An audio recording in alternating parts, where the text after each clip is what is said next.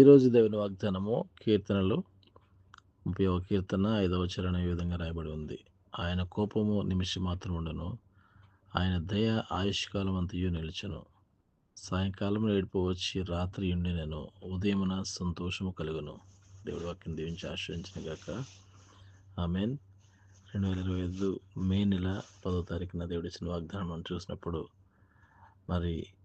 మనం చేసే వాటిని ఆ విషయంలో దేవుడు ఎంతగానో కోపడుతున్నాడని మనం భయపడి కొన్నిసార్లు ఆయన చెంతకు వచ్చి ప్రభువా నా పాపాన్ని క్షమించు అని అడగడానికి కూడా మనం ఆలోచన చేస్తూ ఇంకా పాపంలోని ఇంకా లోకంలోనే జీవించేస్తూ కొన్నిసార్లు లోకానుసారమైన బ్రతుకుతూ అదే జీవితాన్ని మనం విడిచిపెట్టకుండా బ్రతికేస్తున్న సమయాలు రోజులు మన జీవితంలో లేకపోలేదు. ప్రియమైన దాని బిడ్డలారా, అయితే ఈరోజు దేవుడిచ్చిన వాగ్దానం మనం చూసినట్లయితే ఆయన కోపము నిమిషం మాత్రం ఉండను, ఆయన దయ ఆయుష్కాలం ఉండను.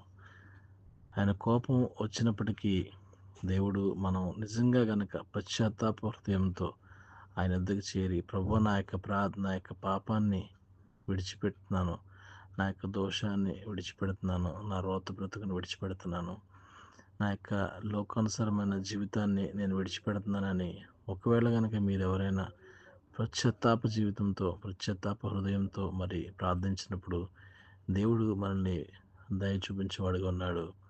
అయితే ఆయన మనకి సంతోషాన్ని ఇచ్చేవాడుగా ఉన్నాడు. అటువంటి గొప్ప దేవుడు మనకు కలిగినందుకు ఎంతో ధన్యులము. సకలాశ్వరుల కారణమైన దేవానికి స్తోత్రాలు. సమస్తమును మీ చిత్తానుసారంగా జరిగిస్తున్నందుకు నీకు లెక్కలేని స్తుతులు స్తోత్రాలు చెల్లిస్తున్నామయ్యా. అవునయ్యా, ఒకవేళ మేము ఏదైనా తెలిసి తెలియక ఏదైనా పాపంలో మేము పడిపోయినట్లయితే దయతో మమ్మల్ని క్షమించండి ప్రభా. నీ యొక్క దయ చూపించండి, నీ యొక్క కృప చూపించండి. మీ యొక్క కృపలో తండ్రి ప్రభా మాకు వచ్చే ఆ యొక్క సంతోష కొరకు ఎవరైతే ఎదురు చూస్తున్నారో ప్రతి ఒక్క బిడ్డని మీరు దీవించి ఆస్వాదించమని సమస్త మహిమ ఘనత ప్రభావాలు మీకు మాత్రం చెల్లించుకుంటూ మమ్మల్ని మేము తగ్గించుకుంటూ మీ నామను మాత్రమే హెచ్చిస్తూ ప్రభువును రక్షకుడైన యేసుక్రీస్తు వారి పరిశుద్ధమైన నామంలో అడిగి ప్రార్థించి ప్రారంభించుకుంటున్నాం తండ్రి. ఆమెన్. God bless you. దేవుడు మిమ్మల్ని దీవించి ఆశ్రయించిన గాక. Praise the lord.